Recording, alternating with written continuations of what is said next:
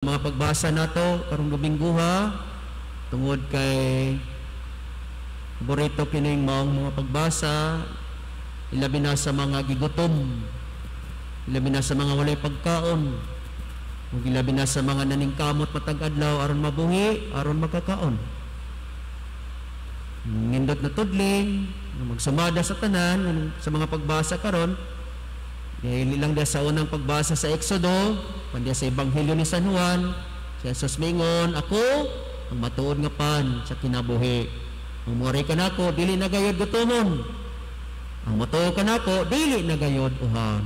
Magson realidad ang kagutom sa tao, ug ang kauhaw. Dili ta mukaon sa kadlaw, sigurado nga pasmo ta. Labi na rin ng pandemya, matuoran di sa atong palibot karon, daghan ang taon ang nawadag trabaho. Labi na niya itong mga makakaon kung makatrabaho. Pero makaundang og trabaho, sigurado nga makabisan po sila pagkaon. Man po pwedeng musilag inom ng tubig. Ang kinahanglan, mukaon kita matag adlaw. Apan si Jesus nagpahinumdom ka nato, sama sa unang pagbasa, di nagbagulbol ang mga Israelita, as maayapag dito na lang mi sa bilangguan sa Ehipto, kaysa imo kaming gidala, niining padulong sa yutang saad, diin kami halos sa mga pasmo, mga matay sa kagutom. Panang Ginoo, wala magpasbaya kanila, niulan og pan, gikan sa langit, inagi sa pag-ampo ni Moises. Pandili lang kontento nga nakakaon sila nining maong pan.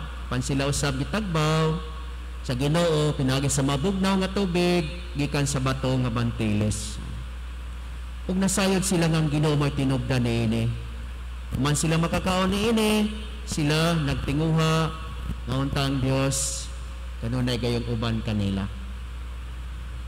Sayod sila nga ang Dios mao ang tinubdan sa matuod nga pagkaon, siyang tinubdan sa kinabuhi. Ug mao kini ang gisuble ni Jesus sa pagpahinumdom kanila diya sa Ebanghelyo karon. Nangita man kamo kanako, dili lang unta tungod kay nakakita kamo, nakasaksi kamo sa milagros sa pan nga akong gihatag kaninyo ug nakakaon ang tanan. Sa milagro, sa pagpakaon sa mga tao sa pipila lang kamo pan. Apan niyan hiunta kamo, aron kamo mabusog, dili lamang sa pagkaon ngayutanon.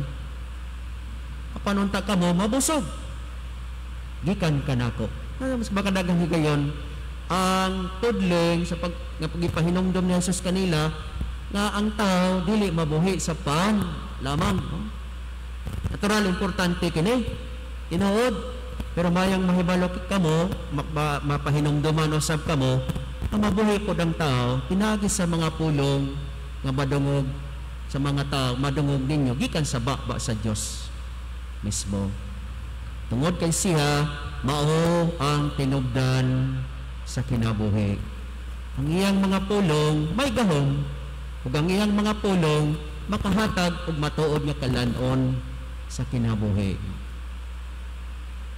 Man does not live by bread alone, but in every word that he hears from the mouth of God. Ikan sa bakba sa Ginoo. Kini ang atong giangkon ng mga Kristiyano. Ug daghan kayo ang nagtinguha niini hangtod karon. Dito sa Amerika, kuno dunay isa ka higayon, dunay isa ka Fortune magazine nga nahimong viral, no? Taud-taud na, no? Tungod sa usa lamang ka artikulo. Ang usa ka artikulo niining mga Fortune magazine giuluhan og God and business.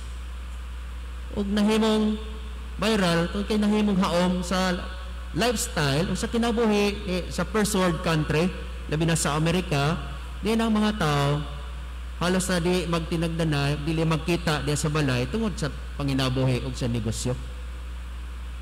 Maayo man kana. Pero ang nagsulat, isa ka lawyer. Edad pa lamang siya og 40, pero halos nasangkap na tanan ang makabtangan nga iyang gusto. Ug nakaon ko na siya og dako kayong kumpanya nga law firm, no? Sa ka corporation sa law firm, no? Sa ka law firm. Ug usa pa may akong buhaton, pansamtang nagkadaghan ang success sa iyang negosyo sa iyang panginabuhi, mas dabor nga uga ang iyang kinabuhi. Dunay kulang. Ug nahibaw-an nga dili lamang di ay matagbaw ang kinabuhi, pinagi sa pagtigom ug daghan kayong mga butang aron ma-secure ug mabuhi. Ug mao kini ang iyang gipangita ug mao kini ang unod nining maong artikulo, God and Business. Ginoo ug ang panginabuhi matag adlaw. Samtang iyang gipangita ang kahawang, ang kaugas sa hawang kinabuhi ang hinungdan, nakatagbo siya og usa ka magtiayon nga Hindu nga migapos sa Hindu spirituality ug wala sila laing gihimo matag adlaw, mugahin og pila ka minuto og pila ka oras para sa gitawag og meditation. Sa ato pa kini sa gi-practice pa nato ni sa ato dinhi kaning dunay holy hour, no? Ano pa jud tayong panahon nga magatubang sa Ginoo pila ka minuto matag adlaw. Ug tuod man bisag dili pa kayo daghan ang iyang gihimo nga panahon, kada tuig mugahin na siya og usa ka bulan aron lang mugawas sa iyang nasod ug muadto sa India aron didto muhatag og panahon dili lang sa negosyo apan muhatag og panahon jutay panahon para sa Ginoo. Ug didto samtang naghimo siya og mabungahon nga meditation, mao man kini ang sentro nga espiritualidad sa mga Hindu, meditation. Ito yung nasinate, hinahinay, ang kulang dahil niya, ang paghatag og panahon para sa Ginoo. Paghatag og kalanon sa iyang kalag. Maigsoon, ang atong Ginoo, dili gyud sa mosupak, nga importante kanato ang pagkaon katulos sa kadlaw. Ug mainom og makadaghan. Karon gingnan ta aron nga di ka ma-dehydrated, mainom kag 12 hangtod sa 15 ka baso nga tubig. Tinuod ka na.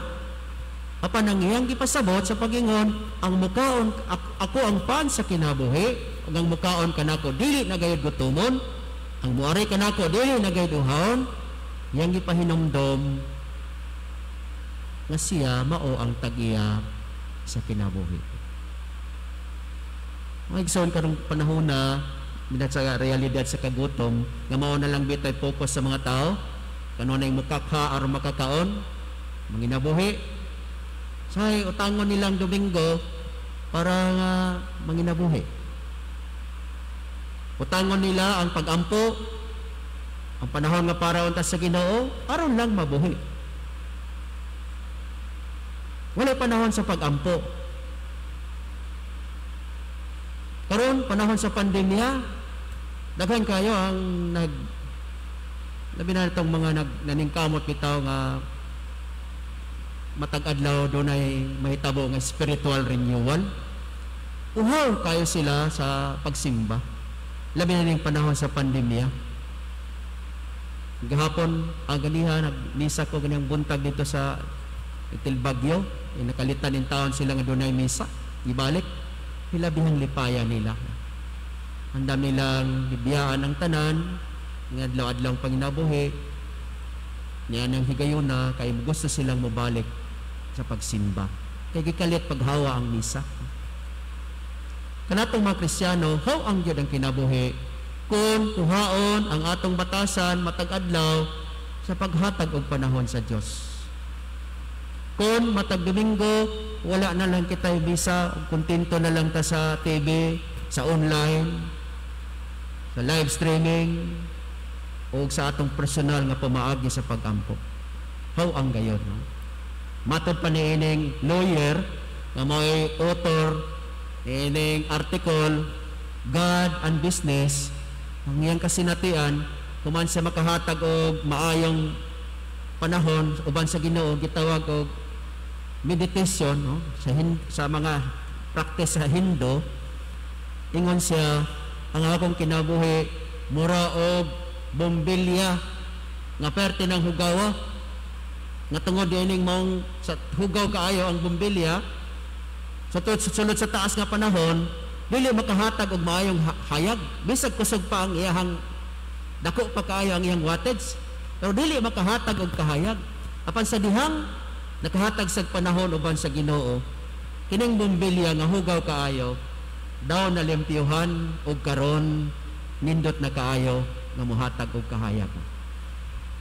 Klaro kaayo ang kahayag nga gihatag sa maong bombilya. Magsuon kini pod ang atong bation mga Kristiyano, no?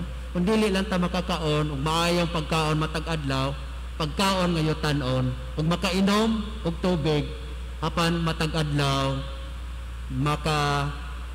makahimamat kita o makahatag og panahon alang sa atong Dios, giila nga Dios ang tag-iya sa kinabuhi. Subo pamalandungon daghang may tumpawak sa pagpakasala tungod lang sa pagpangita og yutan-on nga pagkaon, no? Na po isa ka magasin, kalimot ko kung say sa atong magasina, no? Pero ang titulo sa artikulo nilatin, no? Na nilatin nga titulo sa nga artikulo sinceres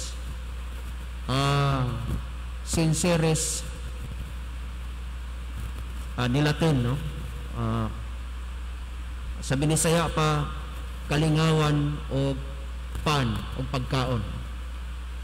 Ang unod luoy tungod kay dunay mga tao nga gibuhi sa mga adunahan, gibuhi sa mga inilang personahe nga dunay mga kapasidad pinaagi sa entertainment o paghatag kanila o pan. Sinceres et panes ang titulo, no? Entertainment and bread. Sagot sila nga maghimo og mga pagkalingawan, entertainment, aron lamang tagaan sila og pagkaon. Lisod ang kinabuhi nga niini, no? Mosulod sa pagpakasala aron lamang makakaon ug aron mabuhi. Magsoon apil sa ato mapag-ampo nining Santos Kamisa karong adlaw Domingo ni San Juan Maribiane ang pagpangayo sa iyahang pangamuyo alang nining maong mga tao nga tinuod, gigutom ug giuhaw sa Dios. Nining mga tao nga naningkamot matag adlaw nga makahimo unta og tinuod nga spiritual renewal. Taliwala sa kahintang karon. Taliwala sa kakabos. Ug taliwala sa kaadunahan sa mga butang material. Kining maong mga tao matag adlaw nangandoy nga unta matagbaw sila sa Ginoo, sa espirituhanon nga mga butang. Si San Juan Maribiane nahimo siyang santo dili tungod baya sa kadaghang mga butang nga iyahang natigom. Gani si San Juan Maribiane giila nga siyang patron sa mga diosano nga mga kaparian tungod kay sa tumang pagpaubos mosugot siya bisag unsa ang ipatrabaho kaniya sa ngalan sa Ginoo. Sanglit siya dili man kaayo adunahan sa pagpanabot, dili man kaayo maayo siya bright, dili pud kayo siya adunahan sa mga butang. Gila niya yung kaugalingon nga ubos sa tanan apan tungod niini mao nga gi-assign lang in taon sa gamay kaayo nga parokya, magulang lang sa kapilya. Pero nining maong kapilya nga iyang gidawat, nga iyang misyon, magsilbi nga misyon, ang mga tao nakakat-on sa pagmahal sa Ginoo tungod sa iyang kinabuhi nga Dios noon. Labi na sa iyang pagpaduol sa mga tao aron mo konfesyon, mo dawat sa sakramento sa konfesyon.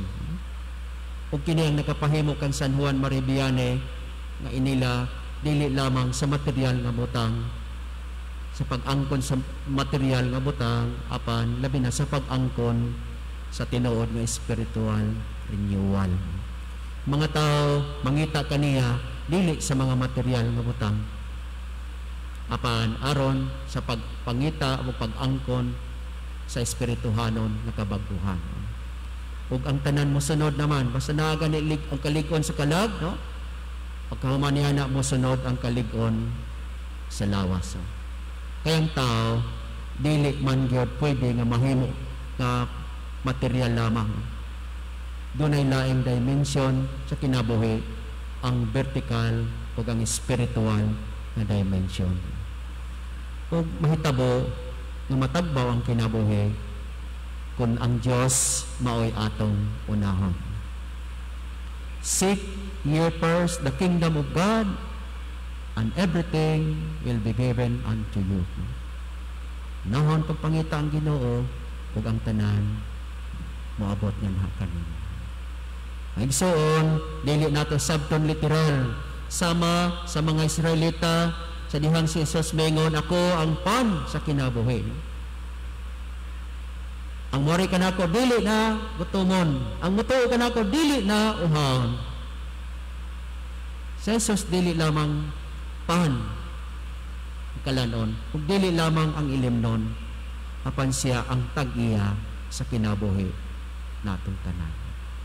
Sa karong adlaw, unta kining mga mensahe kadasig kanato sa pagpadayon bisan pag-usahay uga ang kinabuhi tungod sa kadaghan mga kalisod nga atong nasinatian.